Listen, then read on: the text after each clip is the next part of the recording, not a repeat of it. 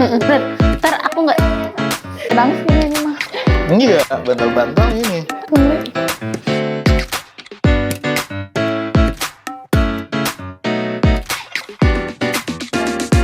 bismillahirrahmanirrahim. Assalamualaikum, Mbak Tasya. Waalaikumsalam, Bu Mega. Sebelum mulai boleh dong perkenalan dulu, namanya siapa, sama jabatannya apa?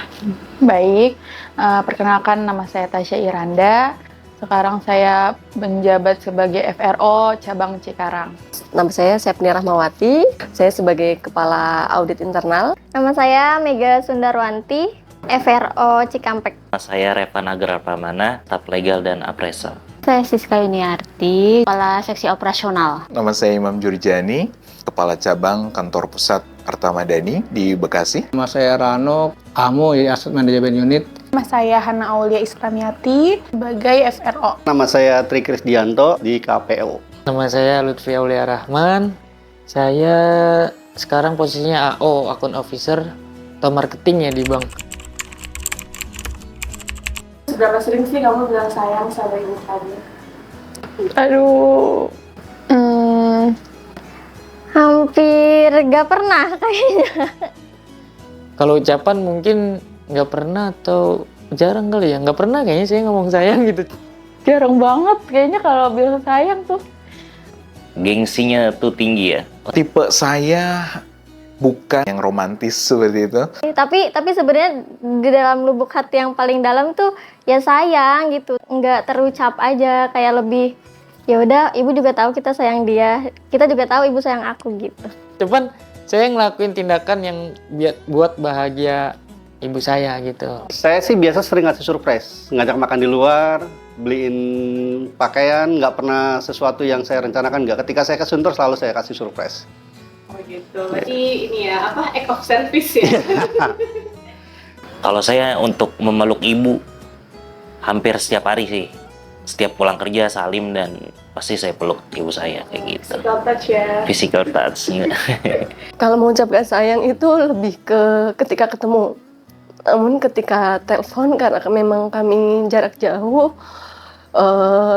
ya hanya nggak langsung ucapan langsung sayang, paling kangen gitu. Kalau lewat seninya sih lewat kata-kata ya, karena jarak yang pertama. Terus yang kedua alat komunikasi, karena ibu saya juga jarang pegang HP. Paling ya kalau misalnya telepon itu pun seminggu sekali. Dah. Telepon ibu, atau hari ini udah telepon ibu belum? Kalau untuk telepon sih jarang. Paling kalau telepon tuh kalau lagi di luar atau lagi di luar kota sih pasti telepon ibu sih. Kebetulan sih belum. Telepon. Untuk hari ini kayaknya belum ada. Kalau misalnya untuk hari ini belum. Untuk hari ini belum. Kalau telepon belum. Karena pagi kan udah ketemu, udah salam, udah cium tangan sama orang tua kan gitu. Saya tuh telepon ibu kalau pagi hampir nggak pernah, terutama di hari kerja. Saya nelpon ibu rutinitasnya itu sepulang kerja, malam hari, atau hari libur. Itu udah rutin. Tapi biasanya seberapa sering sih chattingan sama ibu? Chattingan sama ibu jarang sih, hampir jarang, dan nggak pernah chatting duluan karena paling ibu yang kayak nanya teteh lagi apa gitu. Karena kan kebetulan sekarang ngekos gitu, ngerantau. Kalau sering sih enggak, paling kalau ada paket doang. Kalau sering chattingan sih enggak, tapi tiap hari ada chat. Jarang. Paling kalau chattingan tuh kalau aku lagi di luar. Paling yang paling sering itu voice note. Berarti tiap hari tetap ada komunikasi? Tetap, walaupun cuman kayak lembur gak gitu doang. Karena masih ketemu juga di rumah gitu. Kalau di rumah, kalau ngobrol di rumah masih suka pulang kerja gitu. Sangat sering, bahkan saya dalam seminggu itu pasti saya sempatkan untuk pulang ke rumah orang tua. Arti ibu tuh segalanya sih, kayak akan terlalu banyak kata-kata gitu untuk mendefinisikan seorang ibu. Terus juga kayaknya semesta nggak bisa deh nampung apa itu makna ibu gitu. Sangat kompleks dan luas ya. Tapi menurut saya pribadi, ibu itu jadi tempat saya mengadu gitu. Ibu emang cuman ada 3 huruf. Tapi menurut aku, ibu itu sosok yang paling penting, paling berharga. Ibu itu adalah lebih dari surga. Dan juga ada istilahnya surga di bawah telapak kaki ibu. Tapi ibu itu selalu ada ketika kita butuh. Orang yang melahirkan saya, dia yang membesarkan saya dengan kasih sayang, yang nggak pernah ngeluh, yang nggak pernah ngerasa capek, lelah, membesarkan saya sampai saat ini. Ibu tuh luar biasa di mata saya. Bahkan dalam suatu hadis pernah Rasulullah itu berbincang dengan umatnya. Bertanya, siapa sih ya Rasul orang yang harus saya hormati? Dan Rasul menjawab, yaitu adalah ibu. Kemudian pertanyaan kedua, siapa selain itu? Dan Rasul pun menjawab, ibu kembali. Dan yang terakhir, setelah itu apakah ada yang harus saya hormati selain ibu? Dan Rasul tetap menjawab yang ketiga kalinya adalah ibu. Dan tidak berhenti, orang tersebut bertanya yang keempat kalinya, siapa setelah ibu ya Rasul? Dan Rasul menjawab, baru seorang ayah.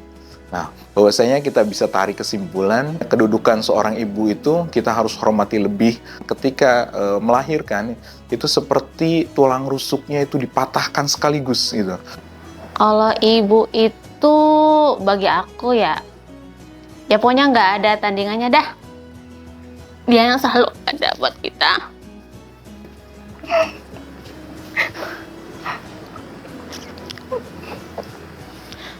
Apapun kondisi kita, dia pasti nerima. Seorang yang tulus, paling tulus sedunia. Tidak satupun sesuatu yang pernah dia berikan akan dipertanyakan kembalinya. Kalau momen sih aku agak-agak pelupa orangnya, tapi terakhir itu pas ulang tahun sih. Malamnya habis lembur, terus mama tiba-tiba ke kamar masuk. Terus ucapin selamat ulang tahun, terus sambil dipeluk. Gak nafsu makan, mama ngambilin makan ke aku, sampai nyamperin aku ke kamar. Kamu kenapa gak makan? Jangan dipikirin kayak gitu. Yang paling melekat sih itu sih.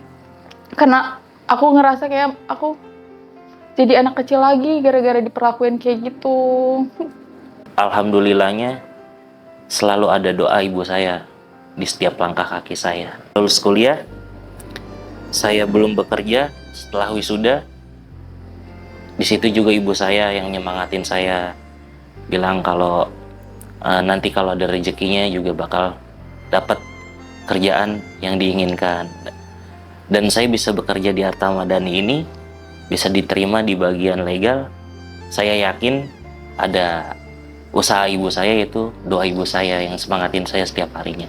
Lagi, ya namanya juga hidup kayak banyak tekanan gitu. Terus aku kan lagi sholat. Nah, tiba-tiba pas habis sholat, itu tuh mama tuh nyamperin ke kamar. Terus mama meluk aku sambil nangis.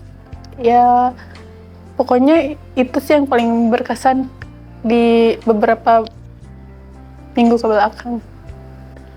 Waktu kerusuhan tahun, saya lupa tahunnya waktu itu ya, kerusuhan 98 kalau tidak salah. Di momennya itu bukan barangnya yang diselamatkan, tapi saya sebagai seorang anak, sehingga yang diselamatkannya itu adalah anaknya, bukan barang-barang jualannya. Itu momen yang saya tidak akan lupa, dan disitulah seorang ibu lebih mengutamakan anaknya ketimbang dirinya sendiri. Apa ya? Kalau momen paling melekat sih, sebenarnya sih banyak ya. Apalagi kalau kan saya jarang ketemu ibu. Jadi kalau misalnya pas saya pulang gitu, kayaknya ada rasa-rasa gimana gitu, seneng-seneng. Jadi kayak bener-bener, oh aku tuh udah punya ibu lagi gitu. Momen terkesan buat saya itu ketika lahir anak kedua saya sekitar jam setengah 11 malam ketika saya hanya berdua dengan anak pertama saya, sementara saya harus ngambil putusan untuk sesar anak saya yang kedua. Di situ figur ibu sangat menguatkan hati saya karena dibela-belain dari Sunter ke Bekasi. Usia udah tidak muda lagi, tapi dengan kasih support buat saya, dia datang ke rumah sakit dan sampai rumah sakit sekitar jam 1 pagi. Pas ketika neneknya datang, baru itu dioperasi sesar. Itu yang paling terkesan. Ketika saya melahirkan anak pertama, dan itu memang ditemani banget sama ibu, dan ingat banget ketika saya melahirkan itu baru berasa saya sudah jadi loh, sudah jadi seorang ibu, namun saya tetap butuh ibu. Itu yang momen yang tidak akan pernah saya lupakan, karena percaya deh, ketika kita melahirkan seorang anak, kita nggak akan pernah bisa langsung mengurus sesuatunya sendiri tanpa bantuan seorang ibu. Sebenarnya pesannya bukan untuk ibu, tapi untuk dari diri saya sendiri. Karena saya merasa saya belum begitu bisa menyenangkan seorang ibu, belum bisa membahagiakan seorang ibu. Saya teringat kisahnya, sedikit cerita boleh? Saya teringat ceritanya sahabat atau pada zaman Nabi ada seorang yang sangat terkenal di langit. Ketika kamu bertemu dengan Uwais Al-Qarni, mintalah doa kepadanya, doa kebaikan dan juga beristighfar. Karena apa? Karena ternyata historikalnya Uwais Al-Qarni adalah orang yang paling menjaga imannya dan cinta sekali kepada Rasulnya dan juga berbakti kepada orang tuanya. Kita cerita tentang Uwais Al-Qarni membawa seorang ibunya umroh atau haji pada saat itu. Seorang ibunya yang karena kondisinya fisiknya tidak baik, seperti lumpuh, mohon maaf, dan juga matanya tidak bisa melihat. Kemudian Uwais Al-Qarni menggendong seorang ibunya untuk tawaf gitu, selama haji, dan itu luar biasa sekali. Dan mudah-mudahan saya bisa terinspirasi dari cerita Uwais Al-Qarni yang bisa berbakti kepada orang tuanya yang sangat terkenal di langit itu. Untuk ibu-ibu dan kaum ibu-ibu semua ya, saya pesan sih ya untuk tetap jaga menjaga mendidik anak yang baik, kemudian untuk selalu tidak putus dengan anak-anaknya, silaturahmi, terus menasihati anaknya yang baik-baik. Kemudian ya doa ibu itu menurut saya sih sangat manjur sih, maksudnya jangan sampai menyakiti ibu sih, itu aja sih. Pesan saya, ibu, saya memang jauh, kita memang tidak berdekatan, dan percayalah, aku begitu merindukanmu, dan kamu akan menjadi sosok wanita selalu yang paling saya cintai di dunia ini. Dan jaga kesehatan. Semoga Allah memberi umur panjang sehingga kita bisa sering bertemu. Bu, dimanapun berada, Ibu pokoknya harus selalu sehat. Kita sebagai anak cuma bisa ngedoain. Mungkin selama ini belum bisa kasih yang terbaik buat ibu. Ya pokoknya aku sayang ibu. Ibu ya, mama di rumah.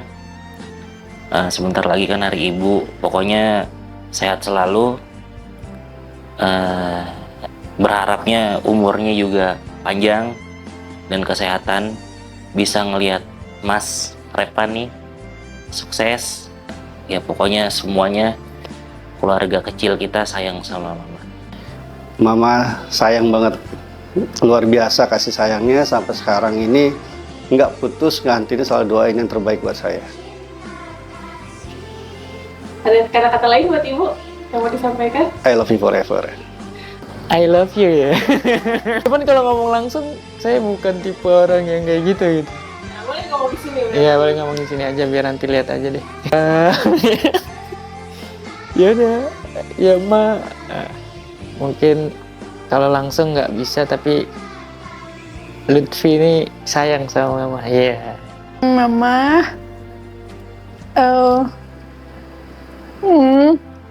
Mama makasih ya buat semuanya. Makasih selalu support aku. Mama, Neng sayang Mama. Mohon maaf kalau selama ini jadi anak belum bisa sesuai ekspektasi Mama. Terus sama belum bisa jadi anak yang bisa dibanggakan gitu. Dan selalu ngecewain, apalagi pilihan-pilihan aku kan kadang yang ngebuat Mama kecewa kayak gitu. Yang kedua itu ucapan terima kasih. Terima kasih mungkin gak akan cukup ya buat Mama karena mau nangis. Karena terlalu banyak hal yang Mama udah lakuin gitu buat aku dari awal aku belum ada di dunia ini, dari mengandung, terus ngelahirin aku, menyusui, ngurusin aku yang bandel ini gitu. Jadi makasih banget buat Mama. Mama, kebetulan mama aku lagi sakit. Jadi pesan aku, Mama tetap semangat. Mama adalah orang yang paling Tasya hargain, yang paling hebat yang Tasya pernah temuin, yang bisa membimbing Tasya sampai kayak gini, mensupport Tasya, gitu sih, Mbak. Oke, terakhir katanya mau nyanyi buat Ibu. Boleh silakan. Ya udah deh, sebaik aja ya. Nah, ini lagu untuk Mama Nuraini, ini lagu untuk Mama. Oh Bunda ada dan tiada, dirimu kan selalu ada di dalam hatiku.